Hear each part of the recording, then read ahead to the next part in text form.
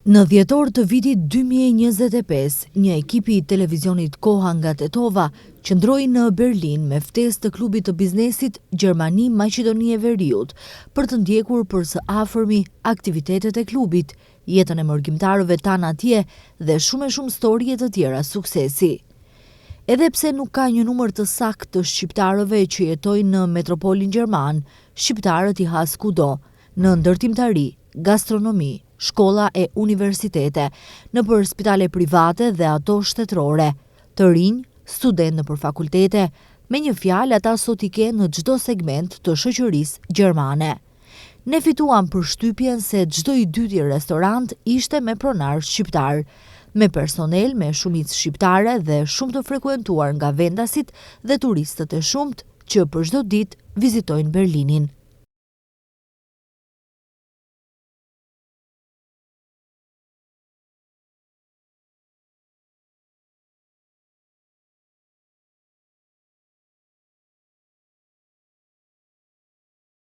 Viteve të fundit në diaspor, e sidomos në Gjermani, janë themeluar shumë kompani të fuqishme me afarist nga Maqedonia e Veriut. Sukseset dhe arritjet e kompanive dhe bizneseve nga Maqedonia janë evidente dhe përmburje. Po ashtu, Maqedonia e Veriut dhe Gjermania kanë një bashkëpunim të shkëlqyer ekonomik.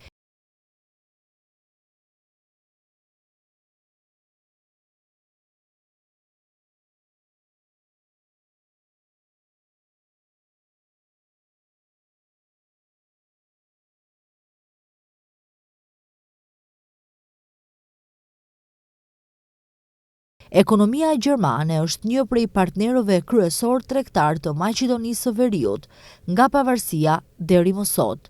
Kompanitë gjermane janë investuesit e parë më të mëdhenj në Maqedoninë e Veriut.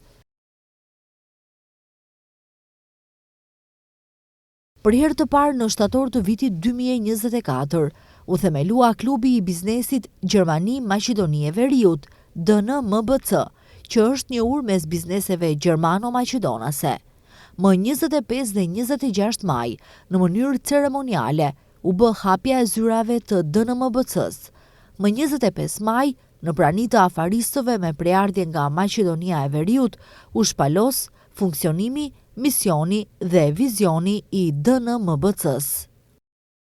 Nga fillimi themelimi të shoqatës, menduam që në vit 1 ose 2 konferenca të paktën ty ofrojmë, edhe bizneseve nga diaspora që janë këtu, po edhe kompanive nga Maqedonia dhe kompanive gjermane që janë prezente atje në Maqedoni, po edhe këtu që janë.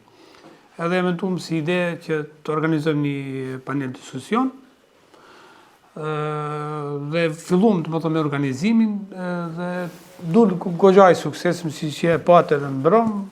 Ishin prezent goxha kompani gjermane, ministrit gjermane që janë për pjesën e Evropës lindore, otat ekonomike gjermane dhe bizneset e interesume që ishin aty prezent. Shkoj shumë mirë, që e pam edhe vetë, dhe patëm shumë kontakte me do biznese që ndërmjetësum me ministrit, dhe shumë më të që se do se shkoj dhe në fund. Në zyrën e klubit takuam nënkryetarin e saj, afaristin e njohur që udhëheq njërin nga restorantet më të njohura në Berlin, zotin Ziber Selami. Klubi i biznesit Gjermani Maqedoni e Veriut të krijuar në vitin e kaluar nga një grup afaristës të suksesshëm në Gjermani. Me mbështetjen e shokut tim, ambasadorit, mikut tim mund të them, doktor Ilber Sela. Bordi bëhet nga 13 persona të klubit, që janë arhitekt, janë ca afarist të suksesshëm. Qëllimi i klubit të biznesit Gjermani Maqedoni e Veriut është të kontribuojmë në forcimin e bashkëpunimit ekonomik midis kompanive private, dhomave të tregtisë dhe institucioneve ekonomike shtetërore, duke rrjezuar në botën e biznesit dhe duke promovuar Republikën e Maqedonisë së Veriut në një nivel ekonomik, financiar, turistik dhe kulturor. Shikoni, klubi i biznesit apo jonë e sheh vetëm si një urë lidhje me dy tregjeve, duke adresuar sfidat dhe mundësitë specifike të secilit mjedis ekonomik, ne mbështetim anëtarët tanë me në rrjet të gjerë ekspertësh, partnerës dhe institucionësh, qofshin korniza ligjore, analiza, tregu apo mundësi investimi, ne ofrojmë anëtarëve tanë të mbështetjen që u nevojitet për të zgjeruar me sukses dhe për të ndërtuar marrëdhënie të qëndrueshme biznesi. Shkëmbimin e njohurisë dhe integrimin të tregut u mundësojmë kompanive gjermane dhe atyre Maqedonisë Veriut të hyjnë në tregje të reja dhe krijojnë marrëdhënie të qëndrueshme biznesi. Vendosen kontakte dhe krijojnë rrjete të vlefshme, shkëmbehen informacione dhe zhvillimet të tregut në Gjermani dhe Maqedoni e Veriut, ofrohet mbështetje partijake dhe strategjit e hyrjes në treg në kapërcimin e sfidave specifike të vendit. Vizioni është të krijojmë një urë të fortë dhe të qëndrueshme mes tregjeve ekonomike të Gjermanisë e Maqedonisë së Veriut, duke mbështetur kompanitë dhe zbulimet e mundësive të reja, rritjen dhe arritjen e suksesit afatgjatë. Përmes mbështetjes partijake dhe njohurive të vlefshme, ne promovojmë rritjen ekonomike dhe përcjellojmë bashkëpunimin ekonomik me dy vendeve. Gjatë qëndrimit të ekipit të televizionit Koha në Berlin, në organizim të klubit të biznesit Gjermani Maqedoni e Veriut, në ambasadën e Maqedonisë së Veriut në Berlin, u mbajt një panel me temë mundësitë për investime të huaja në Maqedoninë e Veriut. Gafar Vejseli, kryetari i këtij klubi, thotë se klubi i biznesit është krijuar me të vetmin qëllim që jo vetëm diaspora, por edhe investitorët gjerman të investojnë në Maqedoni. Ai shprehet se pasi që janë në kontakt me bizneset gjermane dhe mendojnë se në bashkëpunim me autoritetet e qeverisë së Maqedonisë së Veriut, kjo iniciativë të ketë suksese konkrete me më shumë investitorë gjerman në vendin tonë. Me themelimin e klubit, qëllimi kryesor ishte që të njoftohen kompanitë gjermane për mundësitë që jep shteti i Maqedonisë dhe zonat ekonomike, nga taksat, vende, mundësi të punësimeve për qytetarët e Maqedonisë atjene dhe kështu me radhë. Si zakonisht me vendet e rajonit, Republika e Maqedonisë është disi më e mirë, është edhe funksionon disi më mirë, edhe zonat ekonomike, po edhe në pjesë tjera, është shumë më mirë, Ndërkaq ministri i ekonomisë dhe punës Besar Durmishi është shprehur se Gjermania mbetet një nga partnerët kryesor më të rëndësishëm ekonomik të vendit tonë. Durmishi përmendi mbështetjen financiare që do të fillojë së shpejti dhe do të stimulojë investime cilësore duke hapur vende të reja pune. Në ambasadën e Republikës Maqedonisë së Veriut këtu në Berlin, bashkërisht me kolegun tim, ministrin e Integrimit me Orhanin dhe drejtorin e tirës zonave, së bashku ishim për të promovuar edhe për të informuar të gjithë biznismenët, tregtarët, prodhuesit shqiptar që janë në Gjermani, po ashtu edhe kompanitë tjera të personave tjerë, qytetarëve tjerë të cilët gravitojnë në Berlin, që të informojmë për hapësirat dhe mundësi të cilët i kanë, benefitet të cilët i kanë, përparësitë të cilët i kanë, në qoftë se vendosin që të investojnë apo të bëjnë tregti në Maqedoni të Veriut. Në kuadër të resorit cilën menaxhoj unë në Ministrinë e Ekonomisë dhe Punës, pas vitit të ri me ndryshimet ligjore të cilat u bën me 5 gusht, pas vitit të ri do të nisë funksionimi dhe aplikimi apo do të nisë të shfrytëzohet ligji për përkraje financiare të investitorëve, ku edhe aplikimi edhe përkraje financiare gjithë procesin nga fillimi deri në fund do të menaxhohet dhe do të udhëhiqet nga Ministria e Ekonomisë dhe Punës. Unë pata mundësinë që edhe për këtë ligj të informoj të gjithë komunitetin e biznesit apo dhomën e tregtarëve të biznesmenëve shqiptar, po edhe atyre gjerman këtu në Gjermani dhe më konkretisht në Berlin, që pas vitit të ri dyert e Ministrisë së Ekonomisë dhe Punës do të jenë të hapura për ata që të investojnë në Maqedoni të Veriut. Qëllimi jonë është që numri i papunësisë, përqindja e papunësisë të ulet më poshtë se 10%. Deri më tani, domethënë, kemi arritur nga viti që shkoi mbi 2% të ulim përqindjen e papunësisë. Do të punojmë në këtë drejtim dhe në anën tjetër investimet apo përkrajen financiare të cilën ne e bëjmë është që ato kompanitë të cilët do të investojnë të rrisin kapacitetin e tyre, të hapin më shumë vende pune dhe normalisht që të ulin edhe numrin e papunësisë në vendin tonë. Po ashtu Kemi edhe drejtorinë e TIRS zonave apo drejtoria e cila i menaxhon të gjithë zonat ekonomike në Maqedoninë të Veriut, ku edhe aty informuam për gjitha benefitet, gjitha përparësitë të cilët i kanë kompanitë apo tregtarët shqiptar, Maqedonas dhe të komuniteteve tjera të cilët jetojnë këtu në Berlin. Normalisht domethënë kanë taks më të lirë, vendin e marrin me çmim shumë më të favorshëm, fuqia punëtore, pagat janë më të ulta se sa në vendet e Bashkimit Evropian e shumë benefite tjera të cilët panelistët informuan për gjitha detajet të gjithë tregtarët. Ambasadori i Maqedonisë së Veriut në Gjermani, Ylber Sela, është shprehur se këto takime janë të rëndësishme për të krijuar mundësi që sa më shumë biznesmen nga Gjermania të investojnë në Maqedoninë e Veriut. Normalisht që interesi i kompanive gjermane është shumë i madh në Maqedoni dhe Gjermania është një partner shumë i rëndësishëm i joni, edhe në sferën ekonomike dhe bashkëpunimit tregtar. Dhe për këtë arsye unë si ambasador në bashkëpunim me klubin e biznesit Gjermani Maqedoni e Veriut, menduam që të organizojmë një takim të tillë të sotshëm që të thirrim kompanitë që janë në Maqedoni ose që kanë interes për të investuar në Maqedoni, që drejt për së drejti, qoftë me pranishëm dy ministrat të cilët ja dhanë rëndësinë e këtij eventi, Ministri i Ekonomisë dhe Ministri për çështje evropiane, dhe si ashtu po është përfaqësuesi nga Ministria e Jashtme dhe Tregtisë së Jashtme dhe drejtori i zonave ekonomike të lira në Maqedoni, si dhe ish guvernatorja, dhe përfaqësuesja e kompanive gjermane në Shkup. Të gjithë sot dham kontributin ton që ta promovojmë sa më mirë vendin ton, që të ofrojmë për sa afërmi të njoftojmë kompanitë gjermane se cilat janë mundësitë për të investuar dhe klima, për investimet huaja në Maqedoni.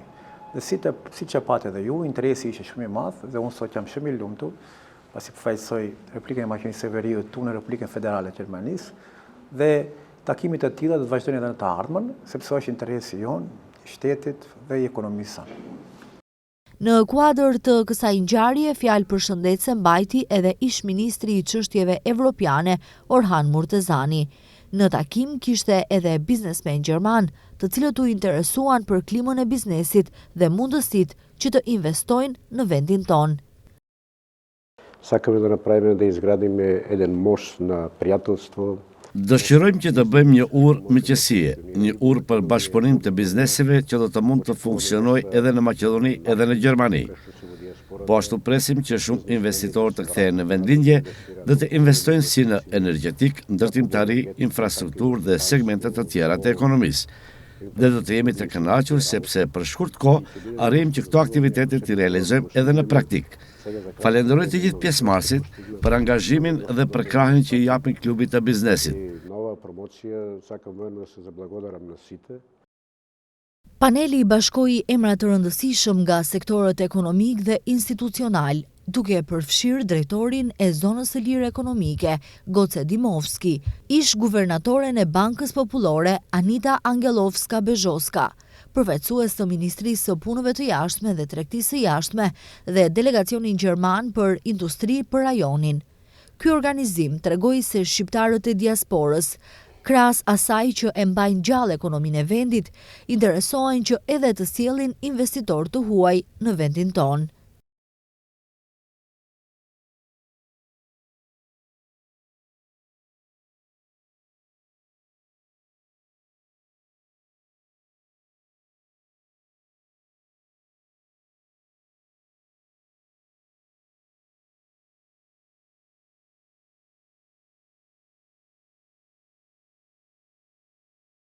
Një ndër sukseset më të rëndësishme të klubit të biznesit ishte hapja e një paraleleje në gjuhën shqipe në një shkollë fillore të Berlinit, ku mbi 20 fëmijë shqiptar në një klasë të kombinuar mësonin të shkruarit dhe të lexuarit shqip. Fal angazhimit të ambasadorit të Republikës së Maqedonisë së Veriut në Gjermani, Ylber Sela, Ministrisë së Arsimit të vendit ton dhe klubit të biznesit, kjo klasë procesin mësimor e realizon me plan program të hartuar nga Ministria e Arsimit, ndërsa arsimtari Samet Ismaili për punën e tij paguhet nga Republika e Maqedonisë së Veriut.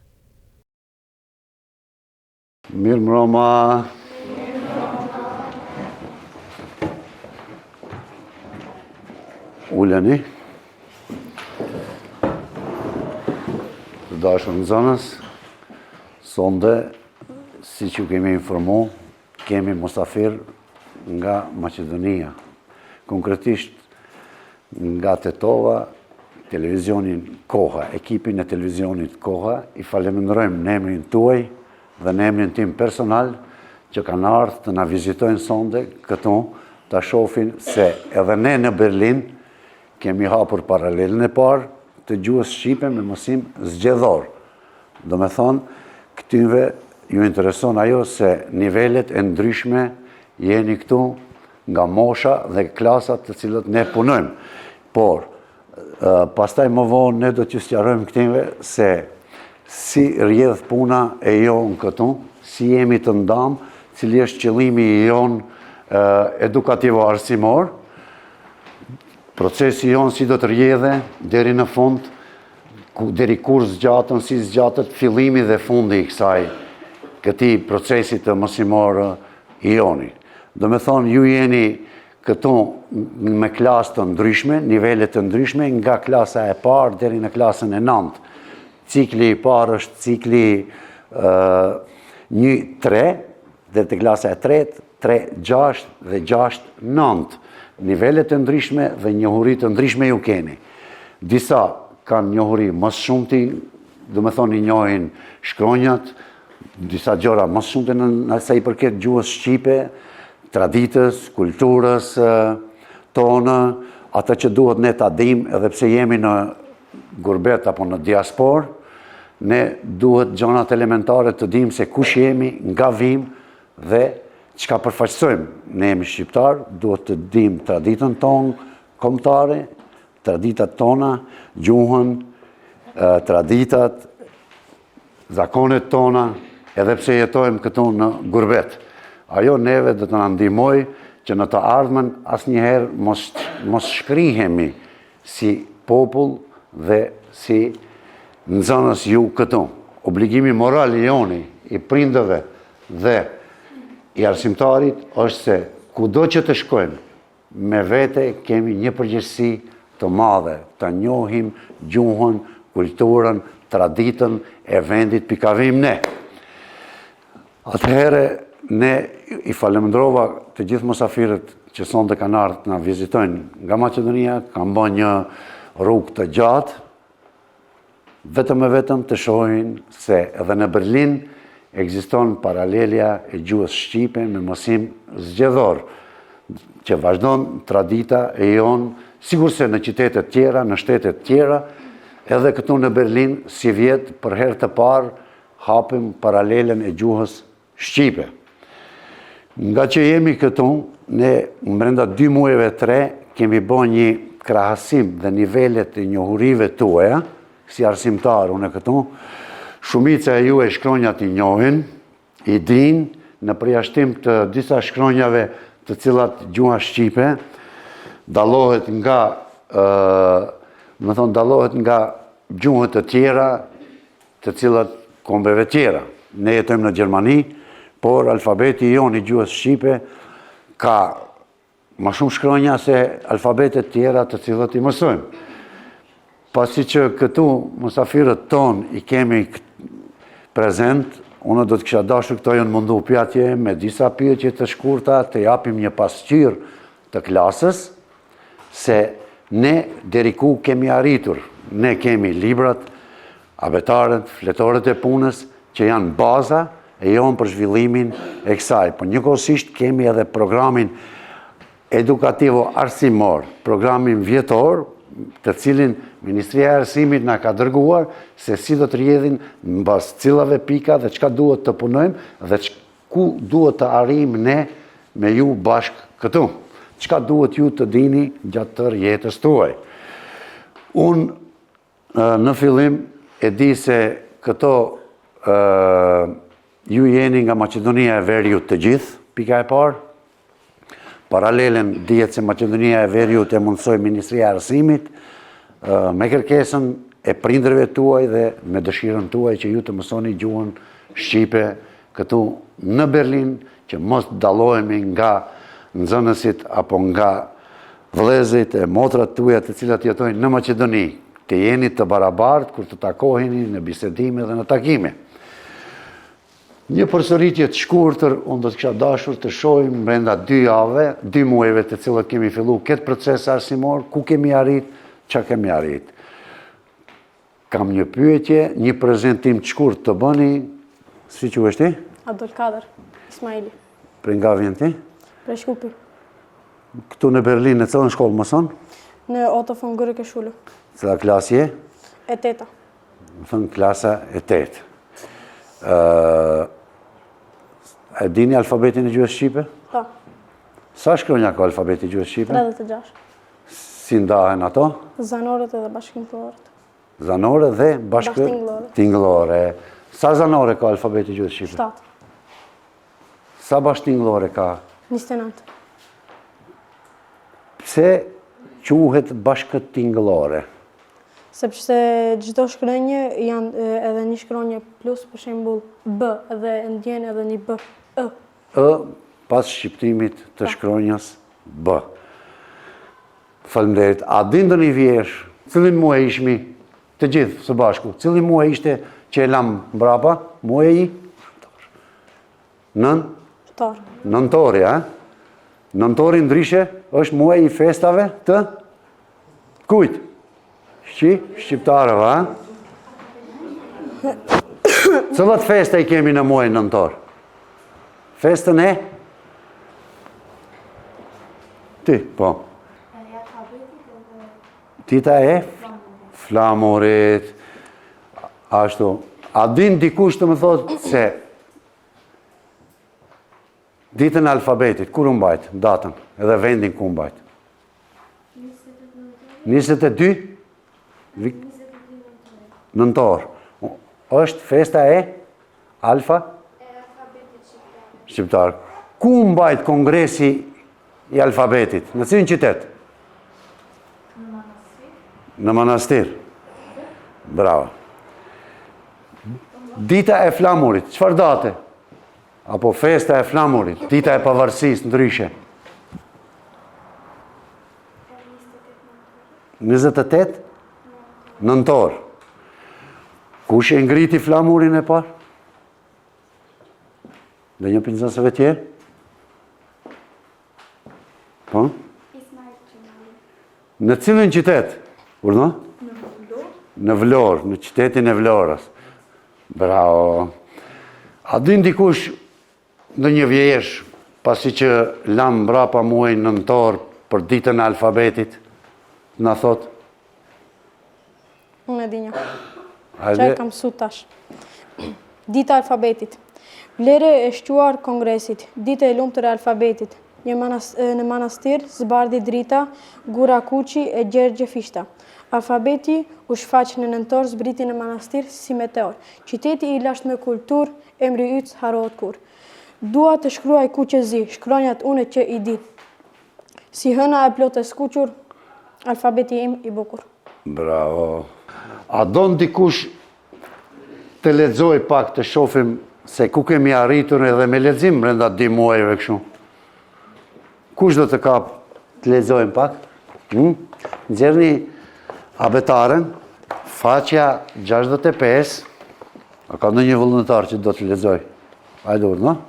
Sot po mësojmë për kalendarin e vitit. Viti ka 4 shkrim. Pranvera, vera, jeshtra, i dimri. Viti ka 12 muaj. Janari, shkurti, marsi, prilli, maj, qershori, korriku, gushti, shtatori, tetori, nëntori dhe dhjetori. Muaji ka 4 javë. Java ka 7 ditë. E hënë, e martë, e mërkura, e enjtë, e premta, e shtunë, e diell. Plan programi me të cilën ne punojmë, do të thonë ne vazhdojmë punën tonë me plan programin tonë të cilën e ka hartuar Ministria e Arsimit nga Republika e Maqedonisë së Veriut, të cilën duhet ta realizojmë brenda 12 muajve këtu, aty duke i përfshirë nivelet dhe njohurit e gjuhës të fëmijëve tonë të cilët janë në diasporë. Shkaku se paralelja jonë, e cila është këtu në Berlin, është paralele e kombinuar, si shifet se nga klasa e parë deri në klasën e 9 kemi nivele të ndryshme të fëmijëve dhe të klasave të cilët ndjekin mësimin. Nga që mu për këtë kemi edhe një program special, pak nuk është i njëjtë nga ajo që punohet në Maqedoni, por në diasporë ne punojmë me programin ton special. Sa herë në javë keni mësim? Do me thonë, çdo ditë ne i kemi nga 4 orë në javë mësim.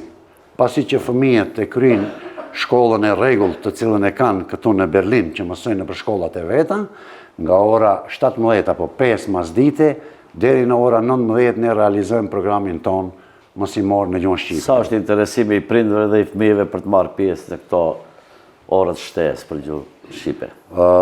Momentalisht ne kemi këtu 20 fëmijë, do me thonë si fillim, interesimi është shumë i lartë, ne punojmë në drejtim të asaj që të qelim edhe një klasë të gjuhës shqipe në një lagje tjetër, ku t'jemi më afër fëmijëve, shkaku se Berlini është shumë i zgjuar si qytet dhe për ndjekjen e mësimit është pak më rëndë që të vinë në kohë këtu të ndjekin mësimin. Interesimi është i madh. Interesi, si që patë edhe vetë, është i madh dhe për fillim, për një muaj, sa kemi kalu, është goxha interesimi i madh dhe tash kemi filluar për procedurën për një klasë tjetër, një pjesë tjetër të qytetit të Berlinit, edhe interesi edhe atje do t'jetë se me siguri i madh, ka që kemi informacionet edhe kërkesat që na vinë neve zakonisht. Ata prind që janë të interesuar, si mund t'ju gjejnë juve, si mund të kontaktojnë me ju? Po, pa tjetër, ne kemi dhënë në si zakonisht në portalet, kemi bërë lajmërim, po e kemi bërë në rrjetet sociale, po ndërkohë e kemi lajmëruar në për institucionet, domethënë, këtu që janë shqiptare, domethënë, të diasporës në xhamit apo në vende tjera, domethënë, ku kemi pas hapësirë dhe mundësi, domethënë, për ta bërë një gjë të tillë.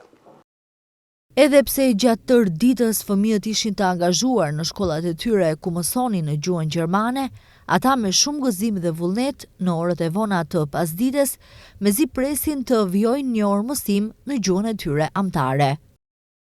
Unë quhem Abdulkader Ismaili edhe unë mësoj shqip në Berlin. Unë jam Bora Seljami edhe mësoj gjuhën shqipe në Berlin. Unë jam Albina Edini edhe mësoj gjuhën shqipe në Berlin.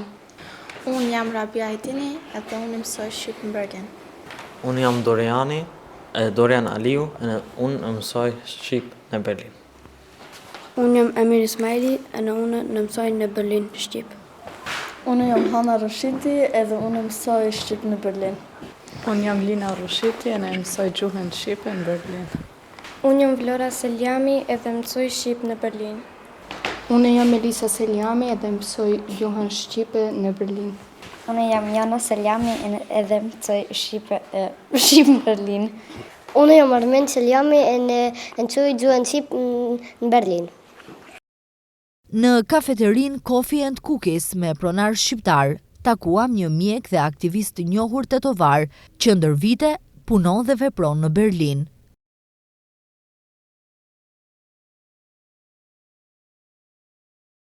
Doktor Bujar Aliu e njohin të gjithë. Bujar Aliu është specialist i mjekësisë interne, kardiolog i cili ka punuar në spitalet më të njohura në Berlin, duke vazhduar karrierën e tij në një spital që merret me hulumtime shkencore kardiologjike.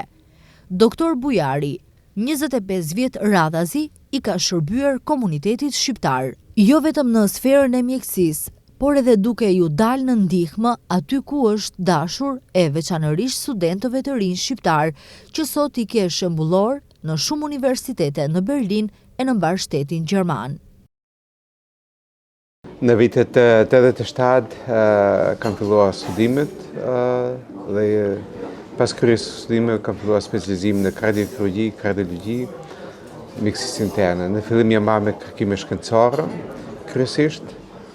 Pastaj e kam filluar anës praktikën edhe kështu që tani mirëm kryesisht me kardiologji invazive.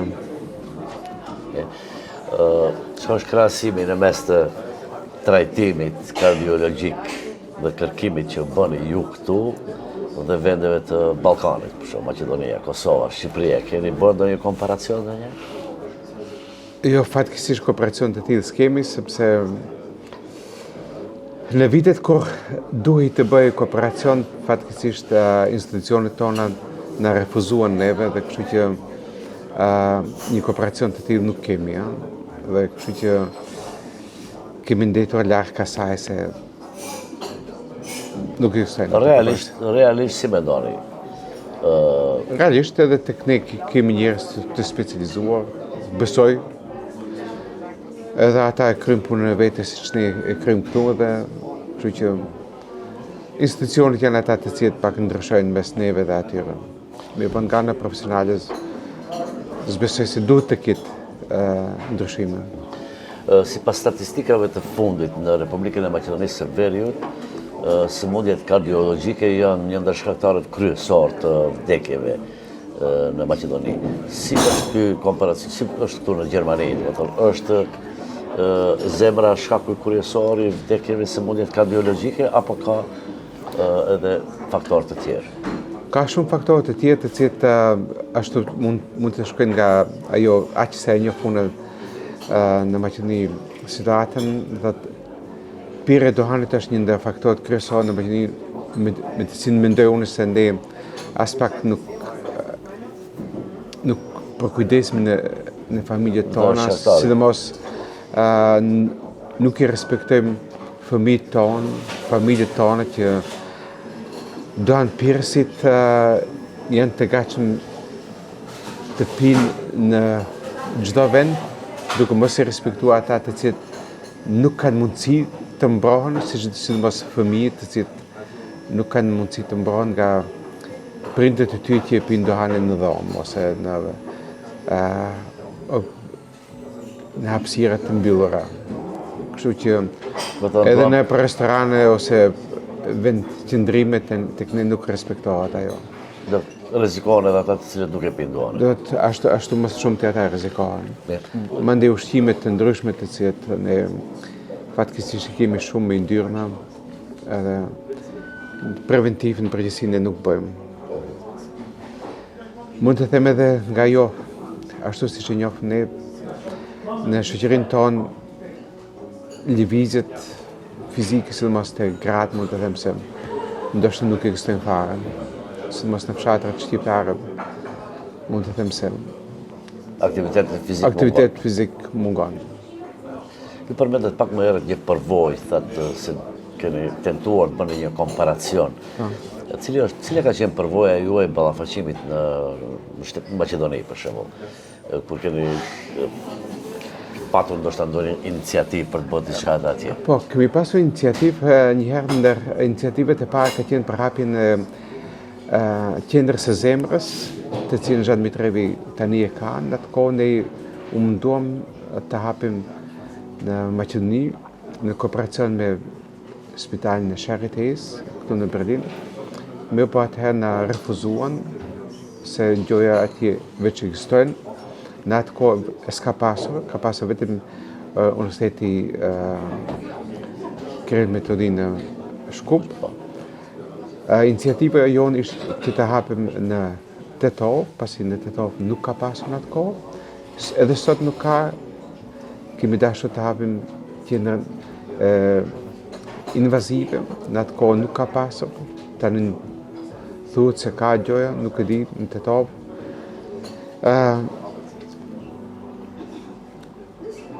Kështu që nga i refuzimi i një pasnjëshëm nga të gjitha ata të cilët kanë qenë përgjegjës në atë kohë, kështu që është bërë e largimi i kuadrit dhe kështu që me kohë mund të them personalisht kam qenë shumë i angazhuar në Maqedoni dhe para luftës, gjatë luftës dhe pas luftës, dhe kështu që vjen deri ajo që njeriu e humb të gjithë interesin për të shërbyer diçka me të.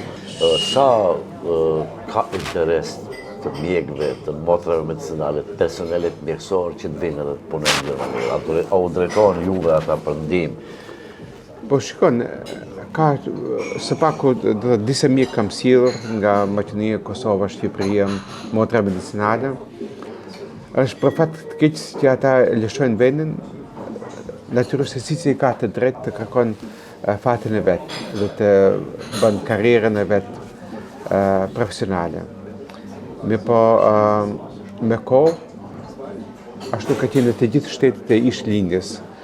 E njëjta ka qenë duke filluar nga Polonia, Çekia, Slovakia, Hungaria, deri poshtë në të gjithë shtetet e lindjes, të cilët me shpresë u mund dolin në perëndim për të zgjidhur fatin e tyre profesional.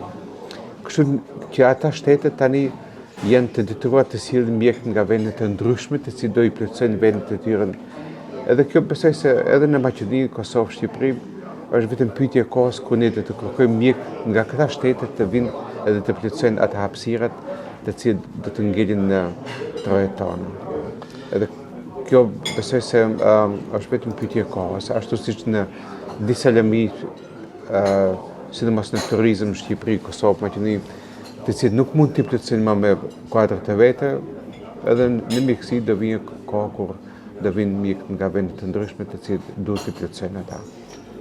Para praktikisht kur bisedua, më thatë që në kohën kur ju keni studuar, keni qenë 2-3 studentë këtu në Berlin.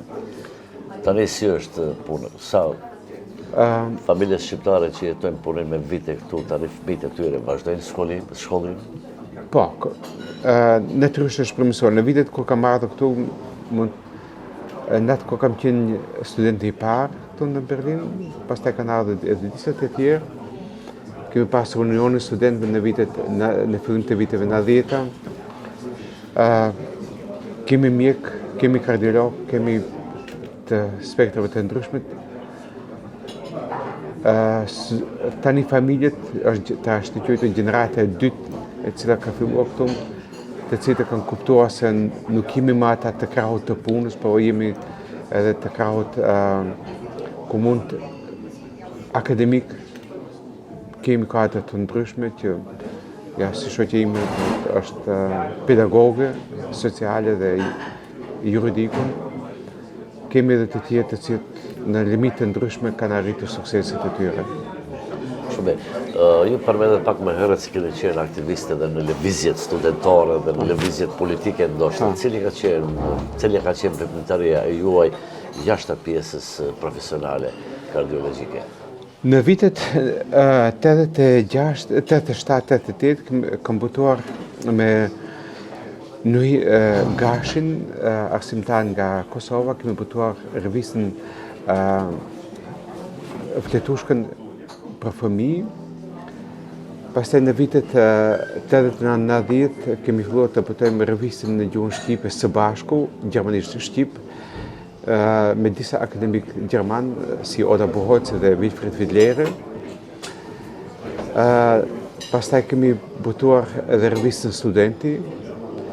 Në mbylljen e radio-televizionit shqiptar në Kosovë kemi pasur ka qenë e bëm radio-televizionin e Berlinit, ku shumë gazetarë nga Kosova erdhën dhe e hapëm mendimin e tyre, hapëm këtu radio-televizionin. Mund ndoshta edhe të falenderoj disa nga ata të cilët në atë kohë na dhanë kontributin e vet. Me formimin e Unionit Studentëve filluam të bëjmë edhe aktivitete të ndryshme.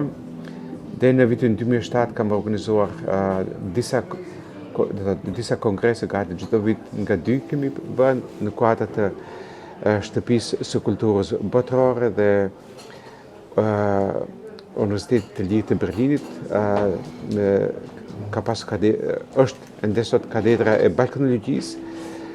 Në atë kohë ka pasur mundësi të studiohet edhe gjuha shqipe në kuadrat të katedrës së balkanologjisë. Ajo që më bëri përshtypje këtu gjatë qëndrimit të televizionit koha ishte hapja një paralele në gjuhën shqipe ku kishin filluar nxënës të shkollave fillore të mësojnë edhe gjuhën shqipe krahas procesit arsimor me arsimtar i cili për herë të parë paguhet nga Ministria e Arsimit të Republikës së Maqedonisë së Veriut dhe ajo pjesa tjetër e biznesit, do të thënë formimi i klubit të biznesit Maqedoni-Gjermani. Mund të na thoni për këto dy iniciativa sa? Në ishë Jugoslavin, ashtu si që më pare ceka, ka qenë Nuhi Gashi, i cili ka qenë arsimtar nga ishë Jugoslavia, për nxënësit shqiptarë të cilët në atë kohë në kuadrat e Jugosllavisë. Pastaj me mbyllën ata paralele, dhe kështu që e gjithë iniciativa filloi në mënyrë vullnetare, edhe kështu që dhe të Qeveria e Kosovës veç filloi të hapë paralelin në gjuhën shqipe, nga Shqipëria janë iniciativet të tilla dhe janë bisedime në kuadrat të qeverisë gjermane që të hapen paralelin në gjuhën shqipe. Iniciativa e fundit e ambasadorëve shqiptar me klubin e biznesit me hapjen e paralelis për shqiptar nga Maqedonia, do të duhet të cekim se ka paralelit të gjuhës shqipe, për nxënësit të cilët vinë nga Maqedonia. Tani ekziston edhe nga Maqedonia, ku do të arsimtari i gjuhës shqipe paguhet nga qeveria e Maqedonisë. Është për ta mbështetur, është fillimi, besoj se mund ka hapësi ku mund të zhvillohet ende më tepër dhe të ketë nxënës më tepër në këtë drejtim. Mirë po, është një iniciativë të cilët duhet mbështetur nga të gjithë, sepse prindit duhet jenë ata të cilët duhet të interesohen për të çuar fëmijën në paralelin e gjuhës shqipe. Atër për fund, mund të na thoni një porosi, cili është porosia për kolegët tua, shqiptarë të cilët po vazhdojnë, punojnë, të japin kontributin e tyre në shtetin. Do të inkurajoni që të mbesin atje, të vazhdojnë atje, apo të marrin rrugën e gurbetit edhe ata? Ja, nuk mund të thuhet të jap, s'mund të them dikuj, secili nga ne e ka të fatin e vetë dhe kërkon anën profesionale dhe ai është mirë të ngelin gjithmonë atje, mirë po ne s'mund ta përcaktojmë për dikën që ka ambicje të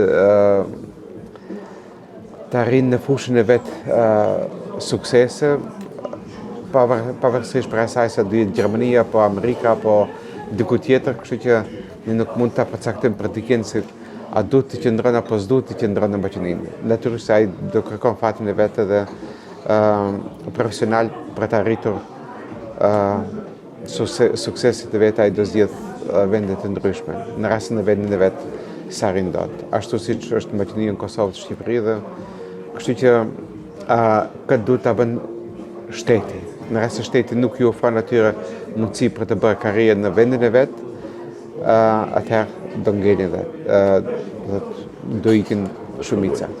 Me po unë e kësha bërë vetëm një apel në partitë politike që ata të rinë larg institucioneve shkencore. Në institucion shkencore do të ngelin shkencëtarët, jo të ngelin politikanët. Kështu që udhëheqjes të këtyre institucionet të vinë njerëz të zanatit e jo njerëz të politikës.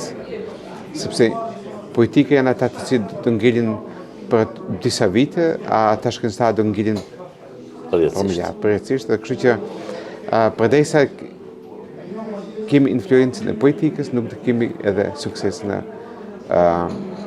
shkencë. Reportazhin ton nga Berlini po e përfundojmë me një storie suksesi që u prezantua javën e kaluar në hapësirat e ambasadës së Republikës së Kosovës në kryeqytetin gjerman. Ambasada e Republikës së Kosovës në Berlin, në bashkëpunim me ambasadën e Gjermanisë në Kosovë, Arte TV dhe kompanin Vidasus, organizoi shfaqjen paraprake të dokumentarit të ri të Arte TV me titull Kosova, bim të lashta, shpirti ri. Ambasadori i Kosovës në Gjermani, Faruk Ajeti, në fjalën e tij theksoi rëndësinë e nismave të tilla që promovojnë storjet e suksesit të ndërmarrësve kosovar, bukuritë natyrore të Kosovës dhe potencialin turistik të vendit. Ai u shpreh se dokumentari e paraqet Kosovën si një vend të vogël nëpër masa, por me një thesar të pasur kulturor, artistik dhe tradita që meritojnë vëmendje ndërkombëtare. Por në kuadër të diplomacisë tonë kulturore, ne jemi patyshim shumë interesuar që kulturën tonë, vlerat tona të paraqesim tutje dhe fakti që Arte një televizion gjermano-francez me renome evropiane, ja ka dedikuar Aliut dhe veprës së tij dhe punës së tij një dokumentar të tillë, në që flet më së miri për vlerat po dhe për impaktin që mund ta ketë. Patjetër është një nxitje dhe një motivim për të gjithë ato dhe ata që kanë mundësi dhe kanë dëshirë të kthehen në Kosovë, mundësia për të avancuar, mundësia për të përparuar, mundësia për të marrë me çështje dhe me tematike që ndoshta kanë qenë të paimagjinuara, janë reale. Kush e ka besuar që Temi Aliu kur ka lëshuar Kosovën para shumë viteve, tani është kthyer dhe është një histori e suksesit. Histori e suksesit që nuk është trashëguar, por fal punës dhe angazhimit të tij. Themeluesi i Vidasus, Ali Aliaj, ndau historinë e rrugëtimit të tij në krijimin e brendit, duke theksuar se ndërthurja e traditës me inovacionin është çelësi i suksesit të tyre në tregun ndërkombëtar. Për fat mirë, mu më kanë vizitu shumë edhe gazetarët Kosovës. Do për ty në kanë qasë edhe internacionale. Edhe producentja orani një prej artikujve edhe më ka kontaktu. Unë njëherë se artën e njësha si kanal shumë serios, e i kom thonë po, e me arë kem bisedu e në parë, edhe mu ka do pak e pa imaginush me të kalëzu drejt, po kur vesh janisi mu realizu, mu bo kështu ta mënë reali mu janisa pak edhe mu dridhë, se nuk jam njëri televizione, dhe shka, kështu që nuk unë ka bashkë letë, po mu ne besoj, si në qëtë film, mas pakti jem kalëzune, që ashtu kom qef edhe me konë. Du me konë Kosova, vendi jonë edhe mesazhi për të rritë që në Kosovë që mos me tentu hiq me dalë jashtë, se edhe atje ka mundësit mira, po edhe këta që jetojnë këto, mu me mpa, jo si inspirim, po nashta si fëzus kanin që në thojnë Gjermand, letë më shojnë mu si objekt testimi, e të kthehen. Histori e suksesshme. Po, letë kthehen.